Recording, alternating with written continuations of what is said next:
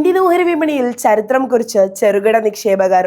2026 ജനുവരിയിൽ റെക്കോർഡ് തുകയാണ് സാധാരണക്കാരായ നിക്ഷേപകർ വിപണിയിലേക്ക് ഒഴുക്കിയത്.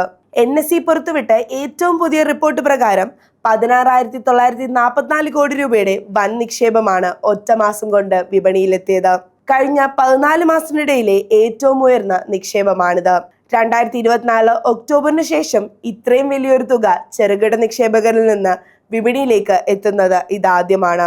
ഈ സാമ്പത്തിക വർഷത്തിന്റെ തുടക്കത്തിൽ വിപണിയിൽ നിന്ന് പണം പിൻവലിക്കുന്ന പ്രവണത ഉണ്ടായിരുന്നെങ്കിലും ജനുവരിയിലെ ഈ കുതിച്ചുചാട്ടത്തോടെ ആകെ നഷ്ടം വെറും 687 കോടി രൂപയായി കുറഞ്ഞു.